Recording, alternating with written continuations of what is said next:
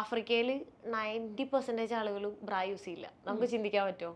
ഇല്ല, നമുക്ക് ചിന്തിക്കാൻ പറ്റുമോ? അവർക്ക് കംഫർട്ട് ആയത് എന്തുകൊണ്ടാ? അവിടുത്തെ ആളുകൾ ആരും നോക്കുന്നില്ല, അല്ലെങ്കിൽ ബുദ്ധിമുട്ടിക്കാൻ പോവാത്തത് കൊണ്ടാണ് അങ്ങനെയുള്ളൊരു ഇത് വന്നത്. ഞാൻ ആക്ച്വലി വീഡിയോ തുടങ്ങി ബായ് പറയാൻ വേണ്ടി. ബായ് പറയുന്ന വീഡിയോ എടുക്കുമ്പോഴേക്കും പുള്ളിക്കാരി കരഞ്ഞു. അപ്പോഴേക്കും പിന്നെ എനിക്ക് കരച്ചിൽ വന്നിട്ട് ഞാൻ വീഡിയോ ഓഫ് ചെയ്തു. പുള്ളിക്കാരുടെ കരച്ചിൽ കിട്ടി, എൻ്റെ കരച്ചിൽ എടുത്തിട്ടില്ല. അപ്പൊ ഞാൻ ആ ക്യാമറ ഓഫ് ചെയ്തിട്ട് ഞാൻ അവരെ കെട്ടിപ്പിടിച്ച് കരഞ്ഞ ഒരു സിറ്റുവേഷൻ ഉണ്ട്. അതെന്താ പറയാ, ഹാർട്ട് ടച്ചിങ് അങ്ങനെ ഒരു ഇതാണ്. കാരണം ഒരു പരിചയമില്ലാത്ത ഒരാൾ എന്നെ വന്നിങ്ങനെ അവർ ഹെൽപ്പ് ചെയ്തു. അപ്പൊ എനിക്കെന്തറിയില്ല, അത് ഇപ്പോഴത് ഓർക്കുമ്പോൾ ഭയങ്കര ഫീൽ ആയിരിക്കും. എനിക്ക് കൂടുതൽ പോകാൻ താല്പര്യം എന്ന് പറഞ്ഞാൽ അഡ്വഞ്ചറസ് ആയിട്ട്. ഇപ്പോൾ ഇവിടെയൊക്കെ എല്ലാവരും പറയും സേഫ് അല്ല എന്ന് പറയുന്ന സ്ഥലങ്ങളിൽ പോകാൻ ഭയങ്കര ഇൻട്രസ്റ്റ് എനിക്ക്. അങ്ങനെ ഒരു സീനും ഇല്ല എന്ന് പറയുന്ന രാജ്യങ്ങളിലോട്ട് പോകാൻ താല്പര്യം കുറവാണ്. ഞാൻ പോയതിൽ ഏറ്റവും സേഫ് അല്ലാന്ന് തോന്നിയ ഒരു സ്ഥലം ഇന്ത്യയാണ്. അത് എനിക്ക് തോന്നുന്നു സൗത്ത് ഇന്ത്യ പിന്നെയും സേഫാണ്, കേരളം കുറച്ചുകൂടെ ബെറ്റർ സേഫാണ്. എന്തിനാ വസ്ത്രധാരണം അങ്ങനെ ചിന്തിക്കുന്നത്? അതെന്താണ്, അതിനെപ്പറ്റി അറിയാൻ. അവിടെ ഒരു വിഭാഗം ആളുകൾ അങ്ങനെയാണ് ജീവിക്കുന്നത്, അതാണ് ഞാൻ കാണിച്ചു കൊടുക്കുന്നത്, അത് ഞാൻ അനുകരിക്കുന്നത്. ഞാൻ പർദ്ദ ഇടുന്നുണ്ട്, ഞാൻ ബിക്കിനി ഇടുന്നുണ്ട്, അല്ലെ അവർ വസ്ത്രം ഇല്ലാതിരിക്കുമ്പോൾ ഞാനും അത് ചെയ്യുന്നുണ്ട്. അപ്പോൾ ഞാൻ മാത്രമായിട്ട് ചെയ്തല്ലോ, ഒരു വിഭാഗം ആളുകൾ മൊത്തം ചെയ്യുന്നു, അത് ഞാൻ അനുകരിക്കുന്നു എന്ന് മാത്രമേ. അവരുടെ ഭക്ഷണമാണ് കഴിക്കുന്നത്, അവരുടെ കൂടെയാണ് ജീവിക്കുന്നത്, പിന്നെ എന്തുകൊണ്ട് അവരുടെ അതേപോലെ വസ്ത്രം ധരിച്ചുകൂടാ അല്ലെ? അങ്ങനെ ആരും ചിന്തിക്കുന്നില്ല. ബട്ട് ഞാൻ പറഞ്ഞത് ആ ഒരു വീഡിയോ ഇട്ടേ പിന്നെ ഒരുപാട് ആളുകൾ അങ്ങനെ ചിന്തിച്ചു. അപ്പോൾ അതെന്റെ ഒരു സക്സസ് ആയിട്ടാ ഫീൽ തീർച്ചയായിട്ടും എഡ്യൂക്കേറ്റ് ചെയ്യാൻ പറ്റിയ. അതെ അതെ. അപ്പോൾ അതായത് കണ്ട് നമ്മളത് മാറ്റുക എന്നൊരു ഇതില്ലേ. അപ്പൊ ഞാൻ അല്ലെ മറ്റുള്ളവരെ പേടിച്ച് അത് വേണ്ടാന്ന് വെക്കുകയാണെങ്കിൽ ഇവരുടെ ആരെയും ചിന്താഗതി മാറില്ല. പലരെയും പേടി അല്ലെ, സൊസൈറ്റീനെ ആരെയൊക്കെ പേടിക്കുന്നോണ്ടാ ഇങ്ങനെ ചെയ്യാൻ ഒരു ധൈര്യപ്പെടാത്തത്. പലർക്കും ആഗ്രഹം ഉണ്ടെങ്കിലും. പക്ഷെ എൻ്റെ പാരന്റ്സ് ഇന്നേ വരെ എൻ്റെ അടുത്ത് നീ എന്തിനാ ഡ്രസ്സ് ഇട്ടത്, അല്ലെ നീ എന്തിനാ അവിടെ പോയത്, നീ എന്തിനാ അങ്ങനെ ചെയ്തത്, ഇന്നേ വരെ ചോദിക്കാത്തതുകൊണ്ട് എനിക്ക് കൂടുതൽ കോൺഫിഡൻസ് ആണ്. അതുകൊണ്ട് ഞാൻ ഏറ്റവും കൂടുതൽ വാല്യൂ കൊടുക്കുന്ന അവർക്കാണ്. അവർ കഴിഞ്ഞിട്ടാണ് എനിക്ക് ആരും ഈ ലോകത്തുള്ളൂ. അപ്പോൾ അവർക്ക് കുഴപ്പമില്ലെങ്കിൽ ഞാൻ വേറെ ആരെയും ബോധർ ചെയ്യണ്ടെന്നുള്ളൊരു കാര്യമാണ് എനിക്കുള്ളത്. ജെന്യുവൻ ആയിട്ട് ഇരിക്കുക എന്നുള്ളതാണ്. അതെ, അത്രേ ഉള്ളൂ. ഈ പറഞ്ഞ ആരും പെർഫെക്റ്റ് അല്ലല്ലോ. എല്ലാവരും പുറത്ത് കാണിക്കുന്നത് ചിലപ്പോൾ വേറെ ക്യാരക്ടർ. ഞാൻ എന്താണോ അതന്നെ ആയിരിക്കും ഞാൻ എൻ്റെ വീഡിയോസിലും കാണിക്കുന്നത്. ഇപ്പം നമ്മൾ ഈ പറഞ്ഞ പോലെ തന്നെ ഈ ഒരു വിഭാഗം ആൾക്കാരുണ്ടല്ലോ, അതായത് ഇപ്പോഴും അധികം പുറത്തേക്ക് വരാതെ അല്ലെങ്കിൽ അങ്ങനെ ചിന്തിക്കാത്ത കുറേ ആൾക്കാരുണ്ട്. ഇപ്പം എനിക്ക് അരുണിമയാണെങ്കിലും ഇപ്പം ഞാനാണെങ്കിലും നമ്മൾ വളരുന്ന ഒരു കോറുണ്ട്. അപ്പോൾ അവിടെ നമ്മൾ പ്രത്യേകിച്ച് മലയാളികളാകുമ്പോൾ നമ്മൾ ഇങ്ങനെ ആയിരിക്കണം വസ്ത്രം ധരിക്കേണ്ടത്, അല്ലെങ്കിൽ ഒരു സ്ത്രീയുടെ ശരീരം ഇങ്ങനെയാണ് എന്ന് നമ്മളെ പറഞ്ഞു പഠിപ്പിക്കുന്ന കുറച്ച് കാര്യങ്ങളുണ്ട്. അപ്പം ഈ നമ്മൾ യാത്ര ചെയ്ത് കഴിയുമ്പോൾ ഇപ്പോൾ എനിക്ക് തോന്നുന്നു ഈ ഒരു അവരെങ്ങനെയായിരുന്നുവോ അങ്ങനെ നിൽക്കാനായിട്ട് അരുണിമയെ പ്രേരിപ്പിച്ച ഒരു ഘടകം എന്ന് പറയുന്നത് നമ്മൾ യാത്ര ചെയ്ത് കിട്ടുന്ന അല്ലെങ്കിൽ നമ്മൾ ജെന്യുവിൻ ആയിരിക്കണം എന്നൊരു ചിന്ത കൂടിയാണ്. ഇപ്പം നമ്മുടെ ഈ ഒരു സ്ത്രീ ശരീരത്തെക്കുറിച്ച് വന്ന ഒരു ചിന്തയിൽ വന്ന മാറ്റം എന്തൊക്കെയാണ് അരുണിമയിൽ? ഇല്ല, എനിക്ക് ആദ്യമൊക്കെ ഈ പറഞ്ഞ പോലെ എന്താ പറയുക, അത് ഭയങ്കര ഒരു സംരക്ഷിക്കപ്പെടേണ്ടതാണ് അങ്ങനെയൊക്കെ ചിന്തകൾ എന്തോ ഈ പറഞ്ഞ സൊസൈറ്റിന്നോ അല്ലെ ഞാൻ കേട്ടതും കണ്ടതും അതങ്ങനെ ആയിരിക്കും. പക്ഷെ പിന്നീട് ഇപ്പം എനിക്കെന്ന് പറഞ്ഞാൽ എനിക്ക് പൊതുവെ അങ്ങനെ ഒരു നാണം അങ്ങനെയുള്ള ഫീലിങ്സ് ഭയങ്കര കുറവാണ്. അപ്പോൾ ഇങ്ങനെ ഓരോ പല സ്ഥലത്ത് പോകുമ്പോൾ അവരിങ്ങനെ വസ്ത്രം ഇല്ലാതാകുന്നു, അവരവരുടെ ശരീരം മാത്രമായിട്ട് അത് കാണുന്നത്. അതിനെ ഒരുപാട് ആൾക്കാർ നോക്കുന്നില്ല. ഒരു എക്സാമ്പിൾ പറയാം, ആഫ്രിക്കയിൽ 90% ആളുകളും ബ്രാ യൂസ് ചെയ്യില്ല. നമുക്ക് ചിന്തിക്കാൻ പറ്റുമോ? നമുക്ക് ചിന്തിക്കാൻ പറ്റുമോ? ഇപ്പോൾ ഞാൻ പറയാം എക്സാമ്പിൾ, ഞാൻ തന്നെ എനിക്കിപ്പോൾ ഞാൻ വീട്ടിൽ ബ്രാ ഇടാൻ നടക്കുവാണെങ്കിൽ ആരെങ്കിലും വീട്ടിലേക്ക് പുറത്തുനിന്ന് കുറച്ച് മലയാളീസ് വരുവാണെങ്കിൽ ഉറപ്പായും ഞാൻ ആദ്യം പോയിട്ട് ബ്രാ എടുത്തിട്ടിട്ടാണ് വരിക. അതെന്തുകൊണ്ടാണ്? അവരെന്നെ നോക്കുമ്പോൾ എനിക്ക് ബുദ്ധിമുട്ടുണ്ടാവുന്നു, മനസ്സിലായോ? അല്ലെ അവർ വേറെ രീതിയിൽ അത് ചിന്തിക്കുന്നു. അതുകൊണ്ടാണ് ഞാൻ അങ്ങനെ ചെയ്യുന്നത്. അതായത് അപ്പം ഞാൻ എൻ്റെ കംഫർട്ടല്ല നോക്കുന്നത്, ഞാൻ മറ്റുള്ളവരെ ബോധർ ചെയ്യുന്നതുകൊണ്ടാണ് അത് ചെയ്യുന്നത്. പക്ഷെ ഇവിടെ എന്ന് പറയുമ്പോൾ ഈവൻ മലയാളീസ് അവിടെയുള്ള ആൾക്കാരുടെ ചിന്താഗതിയും കുറച്ചുകൂടെ ഫോർവേഡ് ആയിട്ടുണ്ട്.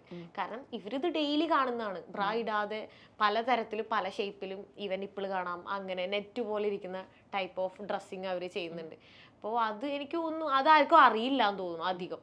കാരണം 1-2 വീഡിയോസിൽ ഇങ്ങനെ ആഫ്രിക്കൻസ് ബ്രാ ഇല്ലാത്തതിൽ അതിലിങ്ങനെ വീഡിയോയിൽ കമന്റ് ഒക്കെ കണ്ടു, ബ്രാ ഇടണം എന്തില്ലേ അങ്ങനെ ഒരു ഇതെന്ന് പറഞ്ഞാൽ അത് അവർ ഇപ്പോൾ ഒരു സ്റ്റൈലിഷ് ആയിട്ടുള്ള ഡ്രസ്സ് ഇടുന്ന സമയത്ത് അവർക്കൊരു കുഴപ്പമില്ല. കാരണം അവർക്ക് കംഫർട്ടായത് എന്തുകൊണ്ടാണ്? അവിടുത്തെ ആളുകൾ ആരും നോക്കുന്നില്ല, അല്ലെങ്കിൽ ബുദ്ധിമുട്ടിക്കാൻ പോവാത്തത് കൊണ്ടാണ് അങ്ങനെയുള്ളൊരു ഇത് വന്നത്. അപ്പോൾ എനിക്കാണെങ്കിൽ പോലും ഞാൻ അവിടെ നടക്കുന്ന സമയത്ത് പല സമയത്തും ഇല്ല. പക്ഷെ ഞാൻ വീഡിയോ ചെയ്യുവാണെങ്കിൽ ഉറപ്പായും ഞാൻ ബ്രൈഡാതെ എന്നെ കൊണ്ട് ചിന്തിക്കാൻ പറ്റില്ല. കാരണം എന്നെ കാണുന്നത് ലോകത്തിന്റെ പല ഭാഗങ്ങളിൽ നിന്നും പല ചിന്താഗതി ഉള്ളവരാണ്. ഇത് അക്സെപ്റ്റ് ചെയ്യാൻ ബുദ്ധിമുട്ടുള്ളവരായിരിക്കും. അപ്പോൾ ആ ഒരു എന്താ പറയാ കംഫർട്ട് സോണിൽ നമ്മൾ പല സമയത്തും നമ്മുടെ കംഫർട്ടിനെക്കാട്ടിലും വീഡിയോ ചെയ്യുന്ന സമയത്ത് നമ്മൾ കുറച്ചൊക്കെ മാറും ഇതുപോലെ. ഈ വിക്ടോറിയ ഫാൾസിൽ എത്തിയപ്പോൾ എനിക്കൊന്ന് അതിനേക്കാൾ സന്തോഷവതിയായിട്ട് ഞാൻ ഒരു വീഡിയോയിലും അരുണിമേനെ കണ്ടിട്ടില്ല. കാരണം അത്ര എക്സൈറ്റഡ് ആയിരുന്നു ആൻഡ് ഫുൾ എനിക്കൊന്ന് അതിൽ കൂടുതൽ ചിരിക്കാൻ പറ്റില്ല, അരുണിമയ്ക്ക് പറ്റില്ല. കാരണം അത്രയും എക്സൈറ്റ്മെന്റ് ആയിരുന്നു നമുക്കത് കാണാൻ പറ്റിയ. ആ ഒരു എക്സ്പീരിയൻസ് ഒന്ന് പറയൂ. അത് ആക്ച്വലി കുറേ നാളായിട്ട് ഞാൻ ഈ ഒരു ആഗ്രഹം മനസ്സിലുണ്ടായിരുന്നു വിക്ടോറിയ ഫാൾസ്. അത് കൂടുതൽ അങ്ങോട്ട് പോകാൻ പ്രേരിപ്പിച്ചത് സാധാരണ എല്ലാ വാട്ടർഫാളും നമ്മൾ ലോങ്ങിൽ നിന്ന് കാണും, അല്ലെങ്കിൽ അത്രയും വലിയൊരു വാട്ടർഫാൾ നമ്മൾ ഏറ്റവും ടോപ്പിൽ എഡ്ജിൽ പോയിട്ടാണ് നിൽക്കുന്നത്. അതിന്റെ താഴേക്ക് പോയാൽ പോയി, അത് ഒന്നുമില്ല. അത്രയും എനിക്ക് വെള്ളം പേടിയുള്ള ഒരാളാണ്, ഞാൻ പറഞ്ഞല്ലോ. അപ്പൊ എന്നിട്ടാണ് ഇപ്പൊ നമ്മൾ വെള്ളം പേടിയില്ലാത്ത ഒരാളാണെങ്കിൽ പോലും പേടിക്കും അവിടെ പോയി നിൽക്കാൻ. പിന്നെ നീന്തൽ അറിഞ്ഞിട്ടൊന്നും കാര്യമില്ല, അത്രയും മുകളിൽ നിന്ന് താഴേക്ക് പോയി കഴിഞ്ഞാൽ നീന്തൽ അറിഞ്ഞാലും ഒന്നും കാര്യമില്ല, അത്രയും വെള്ളം വരുന്നത്. അപ്പോൾ ഇത് കുറേ ഞാൻ ആക്ച്വലി നാട്ടിൽ നിന്ന് പോകുമ്പോൾ തന്നെ എൻ്റെ ഫ്രണ്ട്സിനോട് വിക്ടോറിയ ഫോൾസിൽ എഡ്ജ് പോയിട്ട് നിൽക്കണം ഇത് പറഞ്ഞിട്ടാണ് ഞാൻ ഓൾറെഡി നാട്ടിൽ നിന്ന് തന്നെ ഫ്ലൈ ചെയ്ത് വരുന്നത്. കുറേ നാൾ വെയിറ്റ് ചെയ്തിട്ട് ഇപ്പോൾ എനിക്കറിയില്ല, ചില കാര്യങ്ങൾ നമ്മൾ എക്സ്പെക്റ്റ് ചെയ്യുന്ന പോലെ ആയിരിക്കില്ല നേരിട്ട്. ഞാൻ പറഞ്ഞല്ലോ കൂടുതലായിട്ട് എക്സ്പെക്ടേഷൻ എനിക്ക് കൂടുതലാണ്. അപ്പോൾ ഞാൻ ഒരുപാട് എക്സ്പെക്റ്റ് ചെയ്തിട്ട് ഞാൻ പോയി. അപ്പോൾ നമുക്ക് ഒരു ഫോട്ടോസും വീഡിയോസും മുന്നേ കണ്ടതറിയാം വിക്ടോറിയ ഫാൾസിനെ, പക്ഷെ ഞാൻ കണ്ടതിലും എത്രയോ എങ്ങനെ വർണ്ണിക്കാൻ പറ്റില്ല, അത്രയും ബ്യൂട്ടിഫുൾ, അല്ലെങ്കിൽ അത്രയും എന്നെ ഇതാക്കി. ഞാൻ കണ്ടതിൻ്റെ ആ ഒരു സന്തോഷവും അല്ലെങ്കിൽ ആ അത്ഭുതവും ആണ് എൻ്റെ വീഡിയോസിൽ അല്ലെങ്കിൽ ആ ഫോട്ടോസിൽ സന്തോഷം എനിക്ക് കിട്ടിയത്. അത് കിട്ടി, അതായത് ഞാൻ എക്സ്പെക്ട് ചെയ്തതിലും കൂടുതൽ എനിക്ക് കിട്ടിയത്. അതുകൊണ്ടാണ് അത് കൂടുതലായിട്ട് പ്രൊജക്റ്റ് ചെയ്ത് നിന്നത്. വളരെ ഹാപ്പി ആയിരുന്നു. എന്താ പറയുക, അത്രയും ബ്യൂട്ടിഫുൾ ആണ് ആക്ച്വലി. കാരണം ഒരു റെയിൻബോ ഉണ്ട്, റെയിൻബോ എപ്പോഴും അവിടെ ഉണ്ടാവും. ഈവൻ നൈറ്റ് ഉണ്ടാവും, പക്ഷെ നൈറ്റ് പോകാൻ എനിക്ക് പറ്റിയില്ല, വീണ്ടും പേ ചെയ്യണം. നമുക്ക് അവിടെ പോകണമെങ്കിൽ പൈസ കൊടുത്തിട്ട് വേണം പോകാനായിട്ട്. അപ്പോൾ ഏകദേശം $160 USD കൊടുത്തിട്ട് വേണം അങ്ങോട്ട് പോകാൻ. അപ്പോൾ നൈറ്റ് പോയിട്ട് നൈറ്റും ഞാൻ ഇതുവരെ നൈറ്റ് റെയിൻബോ കണ്ടിട്ടില്ല. അതായത് മൂൺ ലൈറ്റിൽ ഫുൾ റെയിൻബോ വരുന്നതാണ് പറഞ്ഞത്, പക്ഷെ അത് സ്പെസിഫിക് ഡേയ്സിൽ എന്തോ ഫുൾ മൂൺ ഡേയിൽ എന്തോ ആണ് വരുന്നതെന്ന് പറഞ്ഞു. അതെനിക്ക് കാണാൻ പറ്റിയിട്ടില്ല. അപ്പോൾ മേ ബി ഇനി ഫ്യൂച്ചറിൽ എപ്പോഴേലും പോവുകയാണെങ്കിൽ കാണണം എന്ന് ആഗ്രഹമുണ്ട്. അപ്പോൾ അടിപൊളി ഒരു എക്സ്പീരിയൻസ് ആയിരുന്നു. അപ്പോൾ ഞാൻ പറഞ്ഞല്ലോ, വേറെ ഒരു വാട്ടർഫാളും നമ്മൾ താഴെ നിന്നും സൈഡിൽ നിന്നും അല്ലെങ്കിൽ ദൂരെ നിന്ന് ഇപ്പോൾ ഇങ്ങനെ വാട്ടർഫാൾ ഇങ്ങനെ താഴെ പോയി നിന്നിട്ട് ഇങ്ങനെ നിന്നിട്ടുണ്ട്, പക്ഷെ അതിനെക്കാട്ടിലൊക്കെ ഒരു ഇരട്ടി ഫീലും ഭയങ്കര ഒരു ഡിഫറെൻ്റ് ആയിട്ടുള്ള ഇതായിരുന്നു. ഇപ്പം ഞാൻ എക്സ്പെക്ട് ചെയ്യുന്നതിനേക്കാളും എല്ലാത്തിലും കൂടുതലായിരുന്നു അത്. അതുകൊണ്ട് ഭയങ്കര അടിപൊളി. ഈ നമ്മളുടെ ഓരോ വീഡിയോസിൻ്റെയും റീച്ച് ഉണ്ടല്ലോ. ഇപ്പം നമ്മൾ ചിലപ്പോൾ പറയും നമ്മൾ ഒരുപാട് എഫേർട്ട് എടുത്തിട്ട് ഫിലിം ചെയ്തിട്ട് അത് ചിലപ്പം ഇത് ഭയങ്കരമായിട്ട് റീച്ച് ഉണ്ടാവുന്ന എക്സ്പെക്റ്റേഷൻ ചിലപ്പോൾ നമ്മൾ പോസ്റ്റ് ചെയ്യും. അതിൻ്റെ കോണ്ടൻറ്റ് ഭയങ്കര റിച്ച് ആയിരിക്കും, പക്ഷേ അങ്ങനെയുള്ള വീഡിയോസ് ചിലപ്പം റീച്ച് ആവാറില്ല. അങ്ങനെ അത് ചിലപ്പം അത് കാണുന്ന ആൾക്കാരുടെ പ്രശ്നമാണോ നമുക്കത് അറിയില്ല. ചില ആൾക്കാർക്ക് കുറച്ചും കൂടെ ഒരു മസാലാസ് വേണം, അല്ലെങ്കിൽ കുറച്ചും കൂടെ ഒരു എക്സ്ക്ലൂസീവ് സെൻസേഷണൽ ആയിരിക്കണം, അങ്ങനെ കുറേ ഉണ്ട്. അപ്പം അങ്ങനെ ഒത്തിരി എഫേർട്ട് ഇട്ട് കഷ്ടപ്പെട്ട് ചിത്രീകരിച്ചിട്ട് ഒട്ടും റീച്ച് കിട്ടാതെ പോയി വളരെ വിഷമം തോന്നിയ വീഡിയോസ് ഉണ്ടായിട്ടുണ്ടോ? ഉണ്ട്. കൂടുതലും ഗ്രാമങ്ങളിലൊക്കെ എത്തിപ്പെടാനും ഞാൻ അവിടെ പോയി ചെയ്യാൻ അങ്ങനെ ചിലപ്പോൾ, അതായത് അവിടുത്തെ ഒരു ഗ്രാമത്തിൽ ഒരു ഹെഡ്മാൻ ഉണ്ടാവും, അവരായിട്ട് ഭാഷ അറിയാണ്ട് ഞാൻ ഗൂഗിൾ ട്രാൻസ്ലേറ്റിൽ കഷ്ടപ്പെട്ടായിരിക്കും, നെറ്റ് ഹെൽപ്പ് ഉണ്ടാവില്ല, ഒരു കട്ട നെറ്റിൽ ഞാൻ ഈ ഗൂഗിൾ ട്രാൻസ്ലേറ്റ് 10 വട്ടം വെയിറ്റ് ചെയ്ത് ഒന്ന് ഇത് അടിച്ചു കൊടുത്ത്, അതായത് അവരെ കൺവിൻസ് ചെയ്യണം. ഞാൻ പറഞ്ഞല്ലോ, ഈ ഗ്രാമങ്ങളിൽ ആൾക്കാർക്ക് പേടിയാണ് എന്താണ് സംഭവം, ഇവരെ കൺവിൻസ് ചെയ്താൽ മാത്രമേ എനിക്ക് വീഡിയോ എടുക്കാൻ പറ്റുള്ളൂ. അപ്പം അങ്ങനെ കൺവിൻസ് ചെയ്തിട്ട് കഷ്ടപ്പെട്ടായിരിക്കും ഞാൻ വീഡിയോ എടുക്കുന്നത്. അപ്പോൾ ചിലപ്പോൾ വീടിൻ്റെ ഉള്ളിലേക്ക് പോകാൻ പറ്റില്ല. അപ്പോൾ ചിലപ്പോൾ ഞാൻ ഒരുപാട് പൈസ എല്ലാം അവർക്ക്, ആഫ്രിക്കയ്ക്ക് പൊതുവെ എന്തും പൈസ എന്നുള്ളത് ഞാൻ പറഞ്ഞല്ലോ, വളരെ ദാരിദ്ര്യം ഉള്ളത് കൊണ്ട് തന്നെ അവർ ജീവിക്കുന്നത് ഭക്ഷണം കഴിക്കുക എന്നുള്ള ഒറ്റ ചിന്ത അവർക്കുള്ളൂ. അതിനുള്ള പൈസ വേണം, പൈസ എന്നുള്ള ഒറ്റ ചിന്ത. നമുക്ക് എല്ലാവർക്കും പൈസയുള്ള ചിന്ത എന്ന് പറഞ്ഞാൽ നമുക്ക് നമ്മുടെ ജീവിതം കാറ് വാങ്ങാൻ, അല്ലെങ്കിൽ നമ്മളേതായാലും ഒരു ബെറ്റർ ലൈഫ് ജീവിക്കാനാണ് പൈസ. പക്ഷെ അവർക്ക് പൈസ എന്ന് പറഞ്ഞാൽ ഒരു നേരത്തെ ഭക്ഷണം കഴിക്കാൻ, അല്ലേ ഒരു വസ്ത്രം, നല്ല വസ്ത്രം എന്നല്ല, ജസ്റ്റ് ഒരു വസ്ത്രം ധരിക്കാൻ. ആ ഒരു ചിന്താഗതി തന്നെ ഡിഫറെൻ്റ്. അപ്പോൾ ഞാൻ ചിലപ്പോൾ അങ്ങനെ പൈസ ചിലപ്പോൾ അത്രയും ഫിനാൻഷ്യലി എനിക്ക് ഉണ്ടാവില്ല, എന്നാൽ പോലും കുഴപ്പമില്ല. ചിലപ്പോൾ ആ കൊടുത്ത പൈസേൻ്റെ പകുതി പോലും എനിക്ക് യൂട്യൂബിൽ നിന്ന് കിട്ടിയിട്ടുണ്ടാവില്ല, എന്നാലും കുഴപ്പമില്ല.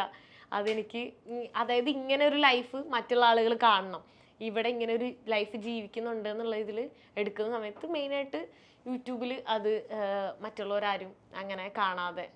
പക്ഷെ ഞാൻ ഈ വാട്ടർഫാളിൽ പോയി ബിക്കിനിട്ട ഫോട്ടോ അങ്ങനത്തെ വീഡിയോസ് ആണെങ്കിൽ അത് എല്ലാവരും എടുത്ത് നോക്കാൻ ഇതുണ്ടാവും. എന്നിട്ട് ആളുകൾ തന്നെ പറയും, കമന്റ് ഇടും, റീച്ചിന് വേണ്ടിയിട്ട് ഞാൻ അങ്ങനെ ഇടുവാന്ന്. അപ്പോൾ അല്ലാതെ ഇട്ടതൊന്നും ആർക്കും നോക്കുകയും വേണ്ട, അതിനെ പറ്റി പറയാനും ഇല്ല. അതായത് ഞാനിങ്ങനെ ചെയ്ത് വീഡിയോ കുറച്ച് പേര് കാണുന്നു, അന്നപ്പം അവർ പറയുന്നില്ല ഇത്രയും ആരും കണ്ടില്ല, ആ ഒരു സംഭവം ആർക്കും ഇല്ല. അപ്പോൾ അതെനിക്ക് എപ്പോഴും വിഷമം തോന്നാറുണ്ട്. കൂടുതലും അങ്ങനെ വില്ലേജസ് പോയതിന്റെ വീഡിയോസ് ആണ് അങ്ങനെ റീച്ച് കുറവുള്ളൊരു ഫീൽ ഉണ്ടാവാറ്. ഈ ഇപ്പോൾ ഹെഡ്ലൈൻസ് ഉണ്ടല്ലോ, അപ്പം ഞാൻ അത് രസകരമായിട്ട് എനിക്ക് തോന്നിയൊരു കാര്യം, വിവാഹം കഴിക്കുന്നതിന് മുമ്പ് കഴിവ് തെളിയിക്കണം, അങ്ങനെയൊക്കെയുള്ള ഒരു ഹെഡ്ലൈൻസ് ഓരോ വീഡിയോസിലും വരുമ്പോൾ ഞാൻ നോക്കുമ്പോൾ അതിൻ്റെയൊക്കെ റീച്ച് ഭയങ്കരമാണ്. പക്ഷെ അത് സത്യമായിട്ടുള്ള കാര്യമായിരുന്നു. എന്റെ തമ്മിലിൽ ഞാൻ കൊടുത്തിട്ടുണ്ടെങ്കിൽ ഒരു 99% അതിൽ ആ തമ്മിലിനെ റിലേറ്റ് ചെയ്ത് എന്തെങ്കിലും ഒരു കാര്യം ആ വീഡിയോയിൽ ഒരു ക്ലിപ്പിലെങ്കിലും വന്നിട്ടുണ്ടാവും. അതുകൊണ്ടാണ് ഞാൻ ഇട്ടത്. അതെന്താന്ന് വെച്ച് കഴിഞ്ഞാൽ ഈ എത്യോപ്യയിൽ തന്നെ ഒരു ട്രൈബ്സിലെ, എനിക്ക് ട്രൈബ്സിന്റെ പേര് ഓർമ്മയില്ല, അപ്പോൾ ഒരു വിഭാഗം ആളുകൾ, എനിക്ക് ഓർമ്മയില്ല, പേര് ഓർമ്മയില്ല, അപ്പോൾ 1.5 വർഷം മുന്നേ അത്. അപ്പോൾ അതിൽ കല്യാണം കഴിക്കുന്നതിന് മുന്നേ അവർ കാട്ടിൽ ജീവിക്കുന്ന ആളുകളാണ്. അവിടെ എത്തിപ്പെടാൻ തന്നെ ബുദ്ധിമുട്ടാണ്. അവിടെ എത്തിപ്പെട്ട് അപ്പോൾ ഒരു ഗൈഡ് ഉണ്ടായിരുന്നു, ആളെ ഇട്ടാണ് ഞാൻ പോയത്, ഇംഗ്ലീഷ് അറിയുന്ന ഒരാൾ. അങ്ങനെ അവിടെ പോയി എന്നിട്ട് കാണാൻ പറ്റിയില്ല എനിക്ക്. അതായത് ബുൾ ജമ്പിങ് സെറമണി എന്ന് പറഞ്ഞൊരു സംഭവമുണ്ട്. അതായത് ഈ എന്താ പറയുക, പശുക്കളെ 3 കാളകളില്ലേ, കാളകളെ 4 എണ്ണം നിർത്തിയിട്ട് അതിൻ്റെ മുകളിലൂടെ തുണിയില്ലാതെ ഒരു കല്യാണം കഴിക്കാൻ പോകുന്ന ആ വ്യക്തി അതിൻ്റെ മുകളിലൂടെ ഓടണം, വടി വെച്ച് ചന്തിയിലും മേലൊക്കെ അടിക്കും. അപ്പോൾ ഓടണം, അങ്ങോട്ടും ഇങ്ങോട്ടും വീഴാൻ പാടില്ല, അത്ര സ്ട്രോങ് ആയിരിക്കണം എന്നുള്ളത്. അതായത് അതിന്ന് വീഴുവാണെങ്കിൽ ആ വ്യക്തിക്ക് കല്യാണം കഴിക്കാം. അത് പുരുഷനാണോ? പുരുഷൻ. അപ്പോ അതിങ്ങനെ ഈ പെണ്ണിന്റെ വീട്ടുകാരായിരിക്കും, അതായത് ഈ കുറച്ച് പുറത്തുള്ള ആൾക്കാരൊന്നും ഇവർ കല്യാണം കഴിക്കില്ല. അവരെ കല്യാണം അവിടെ ഉള്ള ആൾക്കാർ കല്യാണം കഴിക്കും, ഈ ഫോറസ്റ്റിലുള്ള ആൾക്കാർ. കാരണം അവര് ഇങ്ങനെ പശുക്കളൊക്കെയാണ് ഡൗറിക്ക് കൊടുക്കുന്നത്.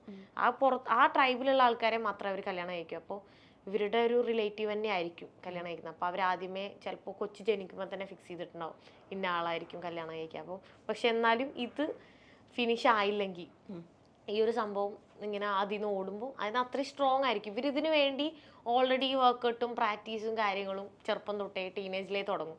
18 വയസ്സ് കഴിഞ്ഞ് കല്യാണം കഴിക്കണമെങ്കിൽ ആ ഒരു സംഭവം ചെയ്തിട്ടുണ്ടാവണം. അപ്പോൾ അതാണ്. പക്ഷെ എനിക്കത് കാണാൻ പറ്റിയിട്ടില്ല. അതായത് അത് കാണണമെങ്കിൽ അവർ പുറത്തുള്ള ആൾക്കാരെ അലോ ചെയ്യില്ല. പിന്നെ അവർ $1000 പറഞ്ഞു. ഞാൻ പറഞ്ഞല്ലോ, പൈസ കൊടുത്താൽ അവിടെ എന്ത് നടക്കും. $1000 എന്ന് പറയുമ്പോൾ ഏകദേശം 1 ലക്ഷത്തിനടുത്തായി. അത്രയും പൈസ എടുത്ത് ആഗ്രഹം ഉണ്ടേ പോലും അതിനുള്ള, അതുകൊണ്ട് എനിക്ക് എപ്പോഴും തോന്നാറുണ്ട് ഫിനാൻഷ്യലി കുറച്ചും കൂടെ സ്റ്റേബിൾ ആണെങ്കിൽ ഇങ്ങനെയുള്ള കാര്യങ്ങൾ എനിക്കത് മീറ്റ് ചെയ്യാൻ പറ്റും.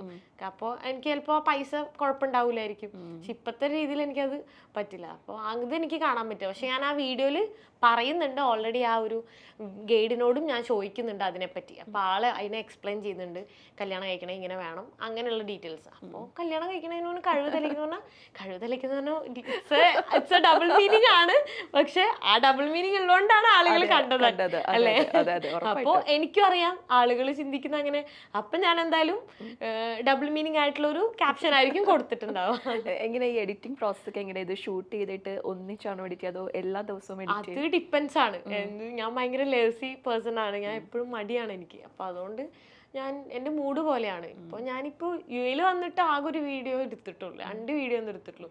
ഞാനൊരു ട്രക്കിങ്ങിന് പോയി റാസൽ കൈമ, അത് പോയിട്ട് ഇപ്പോൾ 4-5 ദിവസമായി. പക്ഷെ വീഡിയോ എഡിറ്റ് ചെയ്തിട്ടില്ല, മടിയായിട്ടിരിക്കുവാണ്.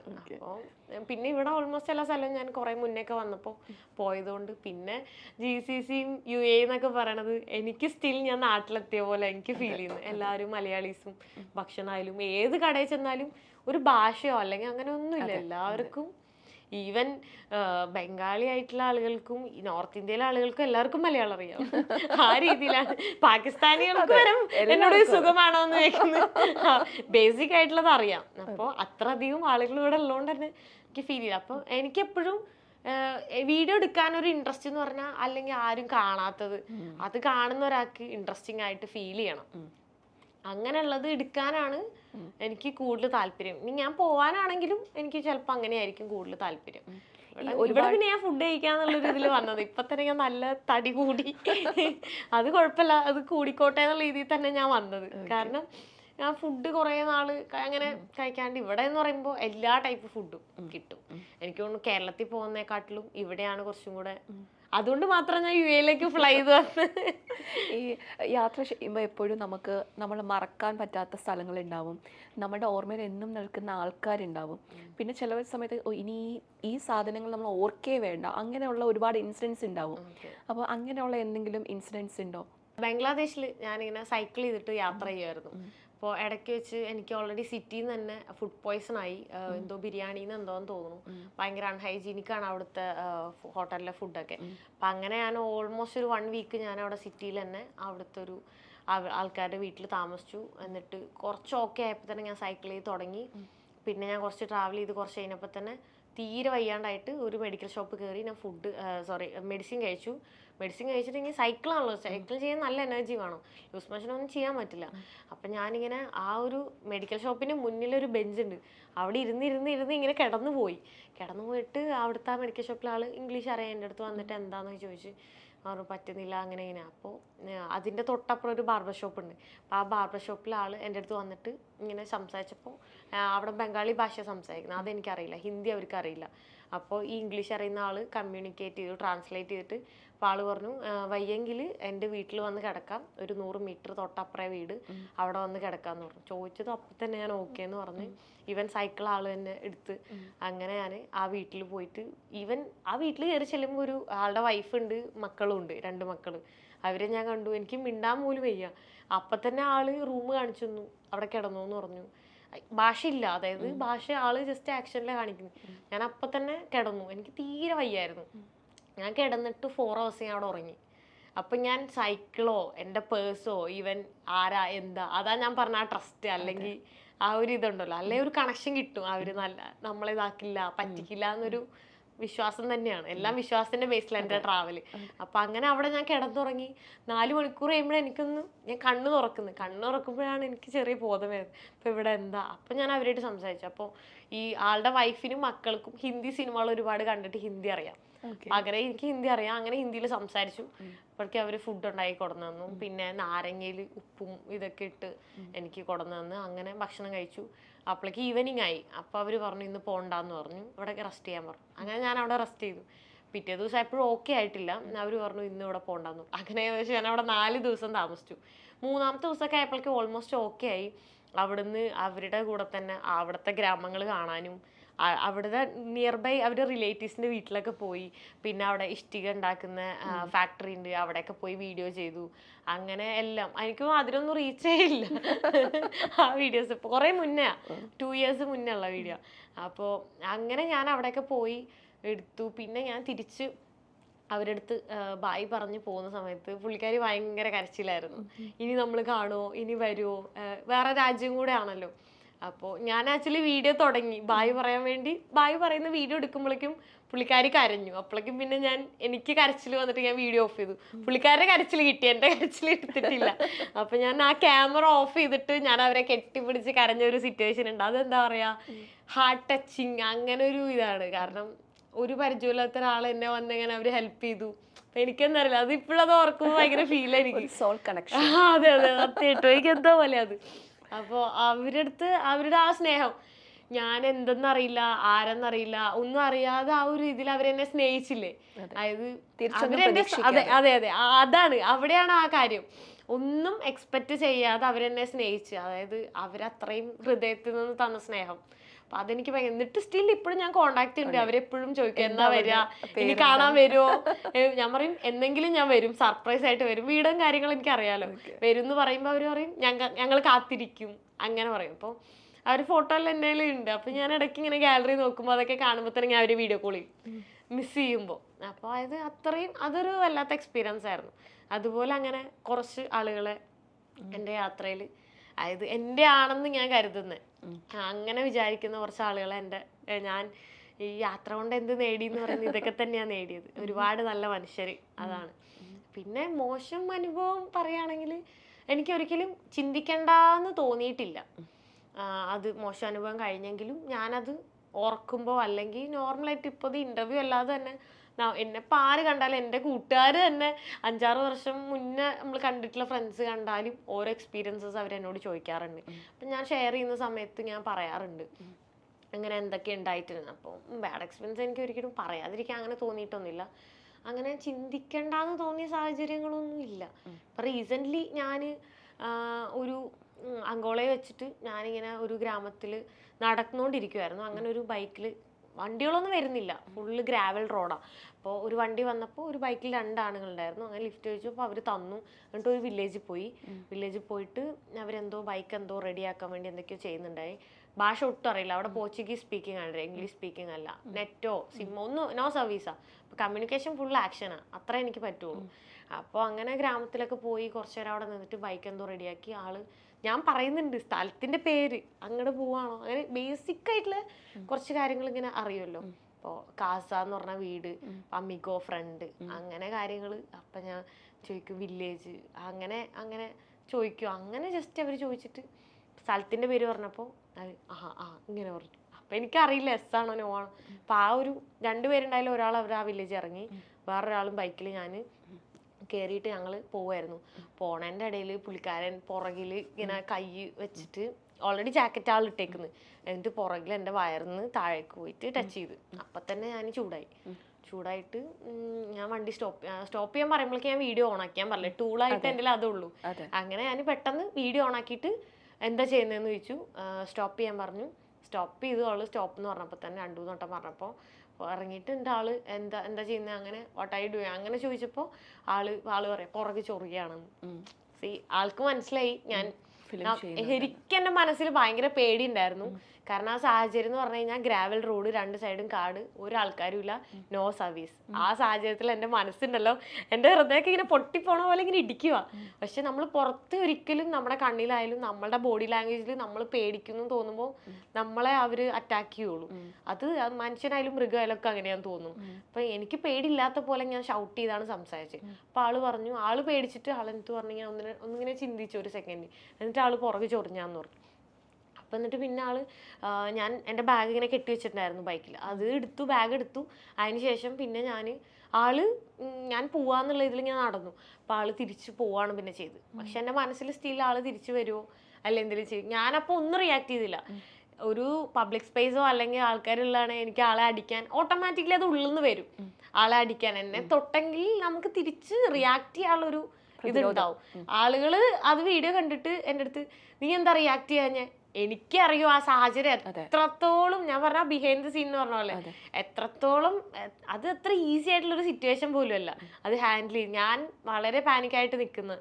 അപ്പോൾ നീ എന്താ ആളെ അടിക്കാഞ്ഞ, നീ എന്തോന്നും ചെയ്യാഞ്ഞ, ഞാൻ എന്തെങ്കിലും ചെയ്തിരുന്ന അതും അവിടുത്തെ ആളുകൾ അത്ര ആരോഗ്യമുള്ള ആൾക്കാരാണ്. എന്നെ എന്തെങ്കിലും ചെയ്തെങ്കിൽ എന്നെ ചിലപ്പോൾ കൊന്നു കളയും അവര്. അത്രക്കും ആക്ച്വലി അവിടുത്തെ ആൾക്കാർ പൊതുവെ കുട്ടികൾക്കും പെൺകുട്ടികൾക്കും നല്ല റെസ്പെക്റ്റ് ഒക്കെ കൊടുക്കുന്നത്. പക്ഷെ പൊതുവെ അങ്കോളയിലുള്ള ആൾക്കാർ, പോർച്ചുഗീസ് സ്പീക്കിംഗ് കൺട്രീസിലെ ആൾക്കാർ കുറച്ചുകൂടെ റൂഡാണ്, അത്ര ഫ്രണ്ട്ലിയും കൂടെ അല്ല. പിന്നെ ഇവരിങ്ങനെ ഒരാളെ പുറത്തുനിന്ന് കണ്ടിട്ടില്ല. ആ ഗ്രാമം, ആ മോക്ഷിക്കോ എന്ന് പറഞ്ഞിട്ടുള്ളൊരു പ്രൊവിൻസാണ്. ആ പ്രൊവിൻസിൽ നിന്ന് 1500 കിലോമീറ്റർ ഉണ്ട് ഈ മലയാളീസൊക്കെ നിൽക്കുന്ന ലുവാണ്ട എന്ന് പറഞ്ഞ ക്യാപിറ്റൽ സിറ്റിയിലേക്ക്. അവർക്കൊന്നും ഇത് എവിടെയാന്ന് പോലും അറിയില്ല. ഞാൻ മാപ്പിൽ എന്നിട്ട് കാണിച്ചു കൊടുത്തപ്പോൾ അവർ അങ്ങനെ സ്ഥലം തന്നെ അറിയുന്നു. നീ ഇത് എവിടുന്നാ വരുന്നതെന്ന് ചോദിക്കുന്നത്. അതായത് അത്ര ആരും എത്തിപ്പെടാത്ത സ്ഥലത്താണ് ഞാൻ എത്തിയിട്ടുള്ളത്. ഒരു ഫോറിനർ പോലും ആ ഏരിയയിലൊന്നും ഇല്ല. അപ്പോൾ പുറത്തുനിന്നുള്ള ഒരാളെ കണ്ടപ്പോൾ മോശമായിട്ടുള്ള ആൾക്കാർ ഈ ലോകത്തുണ്ടല്ലോ, നല്ല ആൾക്കാർ മാത്രമല്ലല്ലോ. അപ്പോൾ അങ്ങനെ സാഹചര്യത്തിൽ നിന്നിട്ട് ഞാൻ പിന്നെ വീണ്ടും കുറേ നടന്നു. അപ്പോൾ ഒരു വണ്ടി കുറേ നേരം നടന്നിട്ട് വണ്ടിയൊന്നും വരുന്നില്ല. അപ്പോൾ ഒരു ബൈക്കിൻ്റെ ശബ്ദം കേട്ടപ്പോൾ ഞാൻ വീണ്ടും ഓണാക്കി. ആ വീഡിയോയിലുണ്ട്, ഞാൻ പറയുന്നുണ്ട് ആള് വീണ്ടും വരുന്നുണ്ടോ എന്ന് അറിയില്ലല്ലോ, കുറച്ച് കഴിഞ്ഞിട്ടാലും എന്നെ ഫോളോ ചെയ്ത് വരുമോ എന്നുള്ളതിൽ ഓണാക്കിയിട്ടാണ് ഞാൻ പിടിക്കുന്നത്. പിന്നെ അടുത്തൊരു ബൈക്കാരൻ വന്നു. അങ്ങനെ ആ വണ്ടി ലിഫ്റ്റ് അടിച്ച് ഒരു 20 കിലോമീറ്റർ പോയി വേറെ വില്ലേജിൽ പോയി താമസിച്ചത്. അവർ ഭയങ്കര സ്നേഹമായിരുന്നു. എന്നിട്ട് ഞാൻ പറഞ്ഞു അവരോട് ഇങ്ങനത്തെ ഇൻസിഡൻറ്റ്. അവിടെ ആ 20 കിലോമീറ്റർ കഴിഞ്ഞപ്പോൾ നെറ്റ്വർക്ക് ഉണ്ടായിരുന്നു. അങ്ങനെ പിറ്റേ ദിവസം പിന്നെ പോലീസ് സ്റ്റേഷനിലൊക്കെ പോയി അങ്ങനെ പറഞ്ഞു. ആളുടെ ഫോട്ടോ ഉണ്ട് എൻ്റെ കയ്യിൽ, വീഡിയോ എടുത്തിട്ടുണ്ടല്ലോ, അതൊക്കെ കാണിച്ചു കൊടുത്തു. അവർ കുറേ സോറിയൊക്കെ പറഞ്ഞു. അതിൻ്റെ വീഡിയോ എടുത്തിട്ടുണ്ട് ഞാൻ. ആള് എന്നിട്ട് എന്തോ ഫുഡിൻ്റെ ഇതൊക്കെ തന്നിട്ട്. അപ്പം എനിക്ക് മനസ്സിലൊരിത് അതാണ്, നല്ലത് ഒരെണ്ണം മോശം സംഭവിച്ചാൽ പിറ്റേ ദിവസം എനിക്ക് നല്ലതാണ് സംഭവിക്കുന്നത് അത്രയും. അപ്പൊ നേരത്തെ ഞാനൊരു ചോറ് കഴിക്കുന്ന കല്ല് പറഞ്ഞില്ല, അത് ആ വീട്ടിലായിരുന്നു. അപ്പൊ പിറ്റേ ദിവസം പക്ഷെ എനിക്ക് അവിടുത്തെ എന്താ പറയാ സീമ എന്ന് പറഞ്ഞ ഒരു ഫുഞ്ച് എന്ന് പറഞ്ഞൊരു ഫുഡാണ്, ഈ പറഞ്ഞ മെയ്സിൻ്റെ തന്നെ, അതും ഇലയൊക്കെ ആയിട്ട് അവരെനിക്ക് രാവിലെ കൊണ്ടുവന്നത്. അവർക്കില്ല, എന്നാൽ പോലും അവരെന്നെ ട്രീറ്റ് ചെയ്യുന്ന രീതി, അവരുടെ മാക്സിമം ഹോസ്പിറ്റാലിറ്റി എനിക്ക് തന്നത്. അപ്പോൾ ആ സത്യം പറഞ്ഞാൽ ഈ ബാഡ് എക്സ്പീരിയൻസ് ഓർക്കുന്ന അല്ലെങ്കിൽ അത് അത്രയും ഓർക്കാൻ ആഗ്രഹിക്കുന്നില്ല എന്ന് പറയാനുള്ള കാരണം ഞാൻ എപ്പോഴും ഓരോ ബാഡ് കഴിയുമ്പോൾ തന്നെ അടിപൊളി വരുന്നോണ്ടാണ് അതിനങ്ങോ അത് ബാലൻസ് ആയി പോകുന്നത്. അതുകൊണ്ടാണ്. അല്ലെങ്കിൽ പിറ്റേ ദിവസവും ബാഡ് അല്ലെ മോശം ആൾക്കാരെ തന്നെ കണ്ടുകൊണ്ടിരിക്കുകയാണെങ്കിൽ എനിക്കിങ്ങനെ യാത്ര പോലും ചെയ്യാൻ പറ്റില്ല എൻ്റെ രീതിയിൽ. അല്ലെ ഞാൻ കണ്ടുമുട്ടിയതോ എനിക്കറിയില്ല, ഒരുപാട് ആൾക്കാരെ കണ്ടു, എന്നാലും ഈ ലോകത്ത് തന്നെ 95% ആളുകളും എൻ്റെ എക്സ്പീരിയൻസിൽ നല്ല ആളുകളാണ്. എല്ലാവരും ഹ്യൂമാനിറ്റി ഒക്കെ ഉള്ള ആളുകളാണ്. അല്ലെങ്കിൽ എനിക്കിങ്ങനെ യാത്ര ചെയ്യാൻ പറ്റും തോന്നുന്നില്ല. ഇത്രയും ആൾക്കാരെ കാണുമ്പോഴും ഇത് എക്സ്പീരിയൻസ് ചെയ്യുമ്പോഴും നമ്മളിൽ ഉണ്ടാവുന്ന കുറേ മാറ്റങ്ങളുണ്ടല്ലോ. അങ്ങനെ എന്തെങ്കിലും മാറ്റങ്ങൾ സ്വയം നോട്ടീസ് ചെയ്തിട്ടുണ്ടോ അരുണിമയില്? ഞാൻ ഭയങ്കര ദേഷ്യമുള്ള ആളായിരുന്നു. അപ്പോൾ എൻ്റെ യാത്രയിൽ ഓട്ടോമാറ്റിക്കലി ഞാനിങ്ങനെ പേഷ്യൻസ് എന്ന് പറഞ്ഞ സംഭവം എനിക്ക് വന്നു. 6 മണിക്കൂറൊക്കെ ലിഫ്റ്റ് കിട്ടാണ്ട് നിൽക്കുക എന്ന് പറയണ അത്ര എളുപ്പമുള്ള കാര്യമായിട്ട് തോന്നിയില്ല. അത് ആ ക്ലൈമറ്റും ചിലപ്പോൾ എന്തായിരിക്കണം എന്നില്ല, തണുപ്പായിരിക്കാം, ചൂടായിരിക്കാം. അതായത് 100 വണ്ടിയിൽ ലിഫ്റ്റ് അടിക്കും, ചിലപ്പോൾ 100 വണ്ടിയിൽ ലിഫ്റ്റ് അടിച്ചില്ലെങ്കിലും ആ ക്ഷമ ഉള്ളതുകൊണ്ട് അടുത്ത വണ്ടിക്കായിട്ട് വെയിറ്റ് ചെയ്യും. അപ്പോൾ അടുത്ത വണ്ടി കിട്ടും എന്നുള്ളൊരു ഹോപ്പാണ്. ആ ഹോപ്പും ആ പേഷ്യൻസ് ഉള്ളതുകൊണ്ടാണ് ഞാൻ നിൽക്കുക. അപ്പോൾ എനിക്കും 101ാമത്തെ വണ്ടിയിൽ എനിക്ക് ലിഫ്റ്റ് കിട്ടിയിട്ടുണ്ടാവും. അതുപോലെ തന്നെ ഭക്ഷണം കിട്ടാത്ത സാഹചര്യങ്ങളിൽ അപ്പോൾ തോന്നും, ഓ വേണ്ട, എനിക്ക് ഇത് എങ്ങോട്ടെങ്കിലും പോവാ, അങ്ങനെയൊക്കെ തോന്നിപ്പോവും. പക്ഷെ പിന്നെ അത് ആ ഒരു ക്ഷമ ഉള്ളതുകൊണ്ട് ഞാൻ പിടിച്ചു നിൽക്കും. പിന്നെ ഫുഡ് കിട്ടുമ്പോൾ ഓക്കെ ആവും. അപ്പോൾ അങ്ങനെ യാത്രയിൽ ഒരുപാട് കൊതുവും ചൂടും നല്ല ബെസ്റ്റ് കോമ്പിനേഷനാണ്. ഇന്ത്യയിലൊക്കെ യാത്ര ചെയ്യുമ്പോൾ ടെന്റിൽ കിടക്കുന്ന സമയത്ത് അടച്ചിട്ട് കഴിഞ്ഞാൽ ചൂട് എടുത്തിട്ട് ഉറങ്ങാൻ പറ്റില്ല, തുറന്നിട്ട് കഴിഞ്ഞാൽ കൊതുക് അടിച്ചിട്ട് ഉറങ്ങാൻ പറ്റില്ല. നല്ല രസമാണ്. എന്നിട്ട് പിന്നെ രാവിലെ ഒരു 6 മണിയാകുമ്പോൾ തന്നെ, രാത്രി ട്രാവൽ ചെയ്യാൻ പറ്റാത്തതുകൊണ്ടാണല്ലോ ടെന്റിൽ കിടക്കുന്നത്, രാവിലെ 6 മണിയാകുമ്പോൾ തന്നെ അത് പാക്ക് ചെയ്ത് ടയേർഡായിട്ടായിരിക്കും പാക്ക് ചെയ്യും. എന്നിട്ട് അന്നത്തെ ദിവസമായിരിക്കും 6 മണിക്കൂർ ലിഫ്റ്റ് കിട്ടാണ്ട് തിന്നിട്ടുണ്ടാവും. അപ്പോൾ ഇതെന്തൊരു സിറ്റുവേഷനാണ്. പക്ഷെ അപ്പം എൻ്റെ മനസ്സിൽ വരുന്ന ഒരു പോസിറ്റീവ് തോട്ടാണ്, യെസ് എനിക്കെന്തോ നല്ലത് വരാനുണ്ട് എന്നുള്ളൊരു മനസ്സിലൊരു തോന്നൽ വരും. അപ്പോൾ എനിക്ക് ഓട്ടോമാറ്റിക്കലി ക്ഷമ കിട്ടും. അങ്ങനെ പിന്നെ അങ്ങനെ തന്നെ ആയിരിക്കും സംഭവിക്കുന്നത്. ചിലപ്പോൾ അതിൻ്റെ അടുത്ത ദിവസം പിന്നെ ഭയങ്കര അടിപൊളി ഫുഡ് കിട്ടിയിട്ടുണ്ടാവും, താമസിക്കാൻ നല്ല സ്ഥലം കിട്ടിയിട്ടുണ്ടാവും, എല്ലാം നല്ലതായിരിക്കും. പക്ഷെ ഒരുപാട് നല്ലത് കിട്ടിയാലും ടെൻഷനാ. അപ്പൊ തോന്നും അടുത്തെന്തോ മോശം വരാനുണ്ട്, അങ്ങനെ തോന്നാറുണ്ട്. ഈ യാത്ര ചെയ്യുന്ന ആൾക്കാർ ഇമോഷണലി അറ്റാച്ച്ഡ് ആവാൻ പാടില്ല എന്ന് പറയാറുണ്ട്. അയ്യോ, എനിക്ക് കൂടുതലാ. ഇമോഷണൽ സ്റ്റേബിൾ ആണോ? ഞാൻ വളരെയധികം ഒരാളായിട്ട് ട്രസ്റ്റ് ആയാലും ഇമോഷണലി ആയാലും ഒരു വ്യക്തി എന്നെ ഇപ്പോൾ എൻ്റെ അടുത്ത് ഞാൻ പറഞ്ഞില്ല, നല്ല രീതിയിൽ സംസാരിച്ച എനിക്ക് അത് ജെന്യൂൻ സ്നേഹമാണോ അല്ലെങ്കിലും എനിക്കത് ജെന്യൂൻ ആയിട്ട് ഫീൽ ചെയ്യും. അവരെൻ്റെ അടുത്ത് പറയുന്നതും കാണിക്കുന്ന കാര്യങ്ങളും ഞാൻ അവരെ ട്രസ്റ്റ് ചെയ്യും. അത് ഏത് കാര്യം, അത് പല രീതിയിൽ മലയാളീസ് തന്നെ എൻ്റെ വിസ കാര്യങ്ങളിൽ പറ്റിച്ചിട്ടുണ്ട്, പല രീതിയിൽ എന്നെ പറ്റിച്ചിട്ടുണ്ട്. കാരണം ഞാൻ അപ്പം തന്നെ ട്രസ്റ്റ് ചെയ്യും. അപ്പോൾ അതെനിക്ക് ദോഷമാണ് ചെയ്യാറ്. പക്ഷെ എൻ്റെ ഒരു ക്യാരക്ടർ അങ്ങനെ, ഓരോ വ്യക്തികൾ അങ്ങനെ ഡിഫറെൻ്റ് ആണല്ലോ. ഞാൻ അങ്ങനെയാണ്. ഒരാളായിട്ട് അറ്റാച്ച്ഡ് ആയി കഴിഞ്ഞാൽ പിന്നെ ഞാൻ വിചാരിക്കും അവരും എന്നെ അതേപോലെ സ്നേഹിക്കും, അല്ലെങ്കിൽ എന്നും ട്രീറ്റ് ചെയ്യും. ഞാൻ ട്രീറ്റ് ചെയ്യുന്ന പോലെ തന്നെ അവരെന്നെ ട്രീറ്റ് ചെയ്യുന്നുള്ള എക്സ്പെക്ടേഷൻ വെക്കുന്നതുകൊണ്ട് എനിക്കത് ഹേർട്ടാവും, ഞാൻ വിഷമിക്കും. അപ്പൊ മെന്റൽ ഹെൽത്തിന് എങ്ങനെയാ? കുറച്ച് ഇപ്പൊ ഭയങ്കര ഫ്ലക്ച്വേഷൻ, ഭയങ്കര അതുണ്ട്. ഇപ്പൊ റീസെന്റ് തന്നെ ഞാൻ ആക്ച്വലി പ്ലാൻ ചെയ്തിരുന്നത് മൊസംബിക് എന്ന് പറഞ്ഞ രാജ്യത്ത് നിന്ന് സിയറ ലിയോണിലേക്ക് ഫ്ലൈറ്റ് വരെ എടുത്തു.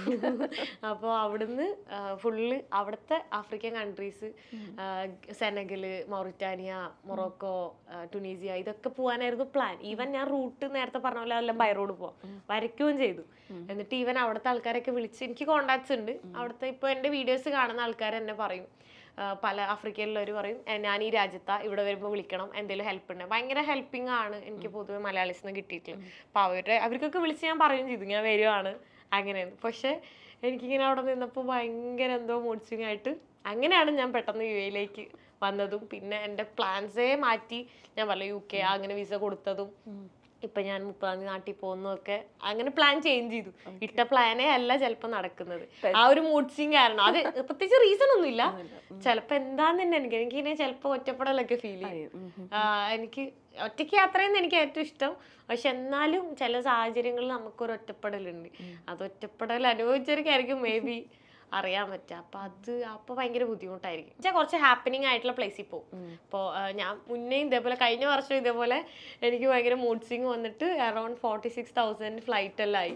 ഞാൻ തായ്ലൻഡിലേക്ക് ഫ്ലൈ ചെയ്തു റുവാണ്ടേന്ന്. അത് ശരി. ഞാൻ ടാൻസാനിയിൽ നിന്ന് സൈക്കിൾ മലാവിക്ക് സൈക്കിൾ ചെയ്തുകൊണ്ട് വരുമായിരുന്നു. എന്നിട്ട് ഞാൻ തിരിച്ച് സൈക്കിളെല്ലാം അവിടെ ആഫ്രിക്കയിൽ തന്നെ വെച്ചിട്ടാണ് ഞാൻ ബ്രേക്ക് എടുത്തിട്ട് ഞാൻ തായ്ലൻഡിൽ പോയി. പിന്നെ ചൈന, മലേഷ്യ, സിംഗപ്പൂർ, പിന്നെ കസാക്കിസ്ഥാൻ, ഉസ്ബെക്കിസ്ഥാൻ, ശ്രീലങ്ക, അതിനൊക്കെ ശേഷമാണ് ഞാൻ വീണ്ടും ആഫ്രിക്ക പോയത്. ഓൾമോസ്റ്റ് ലാസ്റ്റ് ഡിസംബർ 7th ഞാൻ പോയിട്ട് ഇപ്പം ഞാൻ May 5th ബാക്ക് ടു വന്നു. അത്രയും മന്ത്സ് ഞാൻ വേറെ കൺട്രീസ് പോയി. കാരണം കുറച്ചുകൂടെ ഹാപ്പനിങ് പ്ലേസിൽ പോയാൽ നമുക്ക് അങ്ങനെ ഒറ്റപ്പെടൽ ഫീൽ ചെയ്യില്ലല്ലോ. ഇപ്പൊ വീട്ടിൽ നിന്ന് ഇറങ്ങിയിട്ട് എത്ര മാസമായി? ഇപ്പോൾ 5 months മുന്നേ. അപ്പൊ അച്ഛനും അമ്മയും മോളെ വായോ തിരിച്ചു വായോ എന്ന് പറയാറില്ല?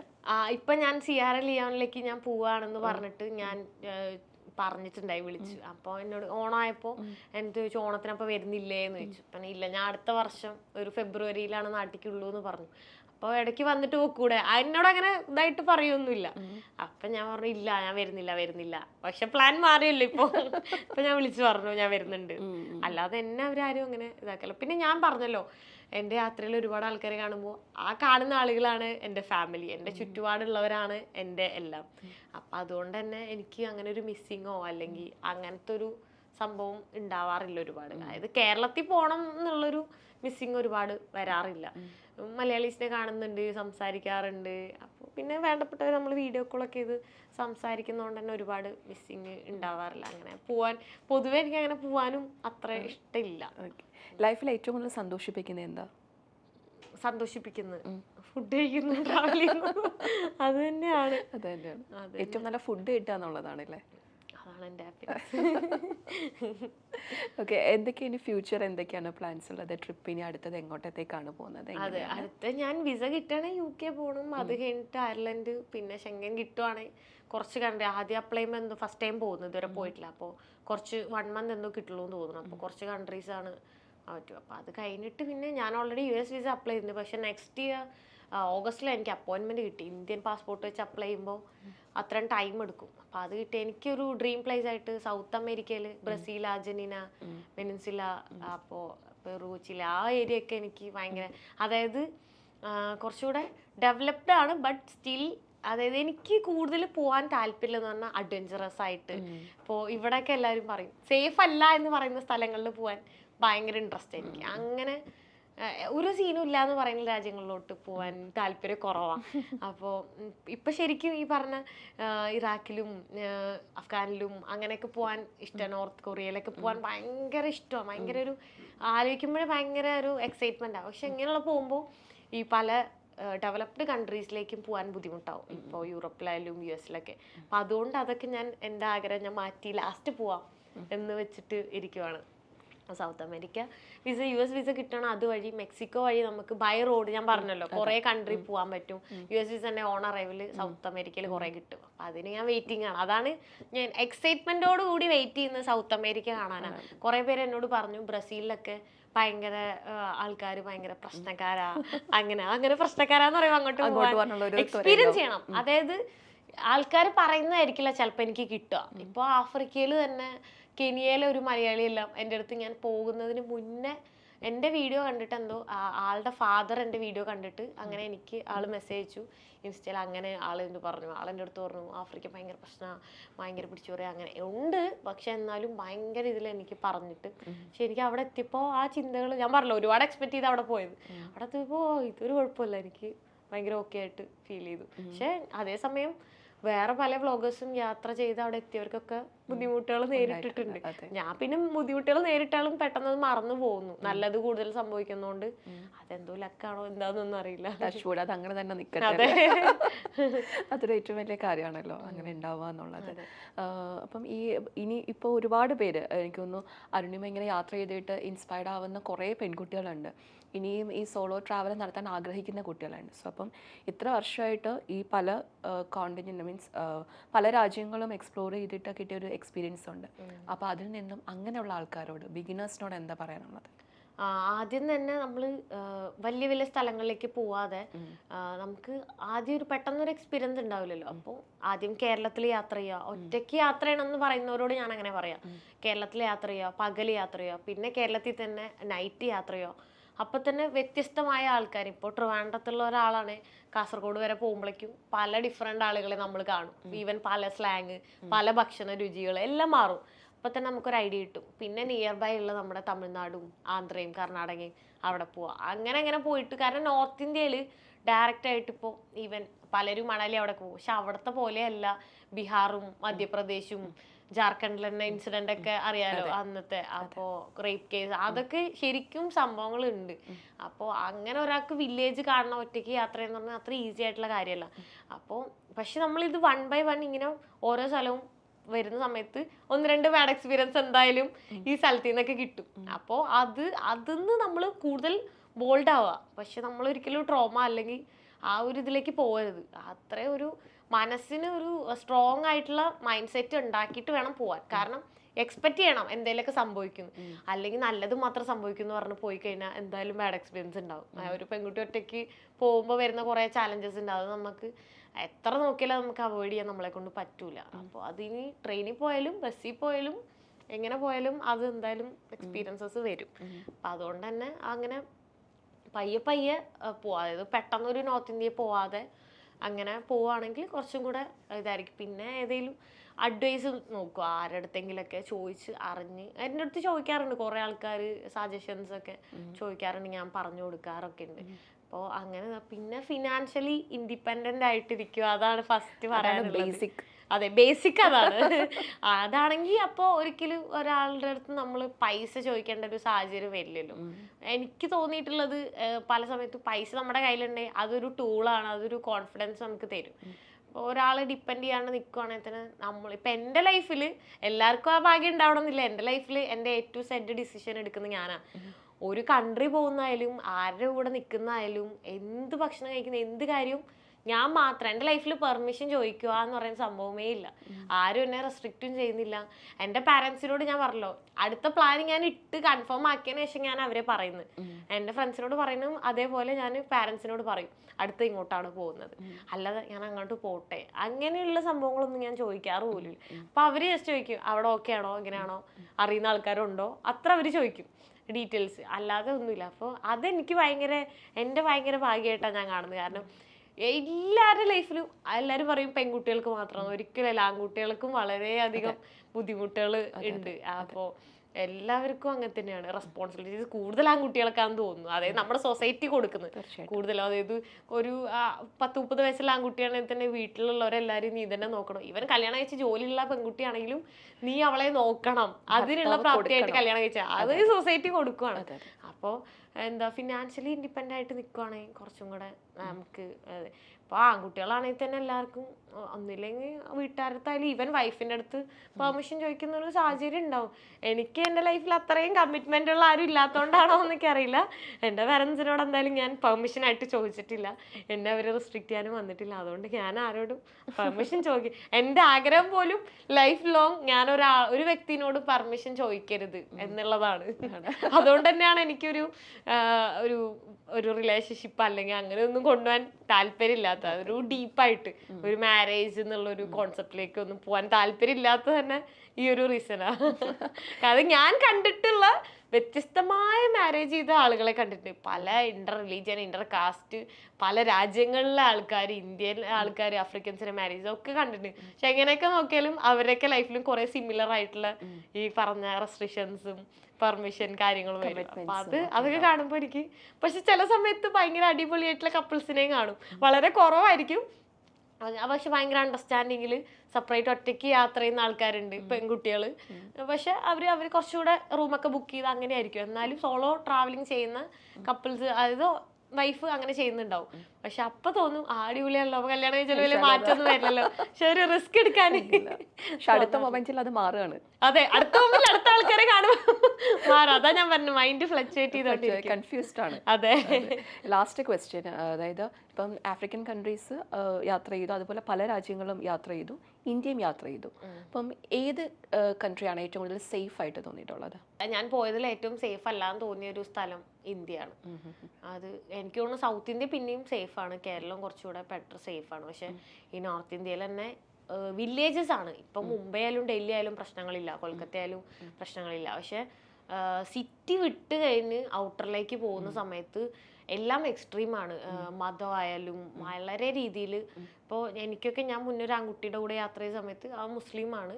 ആക്ച്വലി അങ്ങനെ ഫോളോ ചെയ്യുന്ന ഒരാളല്ല, പക്ഷെ എന്നാലും പേര് കൊണ്ട് മുസ്ലിം ആയത് അതുകൊണ്ട് തന്നെ ആൾക്കാർ അങ്ങനെ ബീഫ് കഴിക്കുമോ അങ്ങനെയൊക്കെ എൻ്റെ അടുത്ത് തന്നെ പറഞ്ഞിട്ടുണ്ട്. ഇവൻ നിന്നെ മതം മാറ്റും, നീ ബീഫ് കഴിക്കരുത്, അങ്ങനെ ഇതിലൊക്കെ പറഞ്ഞിട്ടുണ്ട്. അപ്പൊ അതൊക്കെ എത്രത്തോളം അവരുടെ ചിന്ത, അതായത് അങ്ങനെ ഒരു ബാക്ക്വേർഡ് തിങ്കിങ് ഉള്ള ഇതാണ്. അതുപോലെ തന്നെ ഒരു വണ്ടി ലിഫ്റ്റ് അടിച്ച് കയറിയ സമയത്ത് അപ്പൊ നമ്മളിങ്ങനെ ഫ്രണ്ട്സ് റിലേഷനിലാന്ന് പറഞ്ഞ സമയത്ത് അവർ പറഞ്ഞു ഇത് ഞങ്ങളുടെ നാട്ടിലായിരുന്നെങ്കിൽ പെണ്ണിനെ ആണിനെയും തല്ലിക്കൊല്ലുന്നു. അതായത് മതമാണ് അപ്പൊ അവർക്ക് എന്തിനേക്കാളും വലുത്. അപ്പൊ അതൊക്കെ എത്രത്തോളം എക്സ്ട്രീം ബാക്ക്വേർഡ് ചിന്താഗതികളാണ്. അതെല്ലാം കേൾക്കുമ്പോൾ നമ്മൾ ഷോക്കായി പോകും. അതെ, നമ്മൾ പല രാജ്യങ്ങളും യാത്ര നമുക്ക് മതം ഒരു ചിന്തയിലേക്ക് വരെയില്ല. അതെ അതെ. പക്ഷെ എനിക്കിങ്ങനെ സേഫ് അല്ലാന്ന് തോന്നിയത് ഇന്ത്യയാണ്. പിന്നെ ബാക്കി ചൈന എല്ലാം അത്യാവശ്യം നല്ല സേഫാണ്. കാരണം ചൈനയിലെ ഓരോ പോയിന്റ്സിലും ക്യാമറാസ് ഉണ്ട്. സിംഗപ്പൂര് അത് പിന്നെ ഓൾറെഡി ഡെവലപ്ഡ് കൺട്രി ആയ ചെറിയൊരു രാജ്യമാണ്. അപ്പൊ അവിടെ എല്ലാം 100% സേഫ്. ഈവൻ തായ്ലൻഡ് ആയാലും എനിക്ക് തോന്നുന്നു സൗത്ത് ഈസ്റ്റ് ഏഷ്യ ഏരിയ എല്ലാം മനസ്സിൽ പോലും തോന്നാറില്ല. ഞാൻ ഇപ്പൊ ലാവോസിലായാലും തായ്ലൻഡിലൊക്കെ ആയാലും എനിക്കൊരു ബാഡ് എക്സ്പീരിയൻസ് ഉണ്ടായിട്ടില്ല.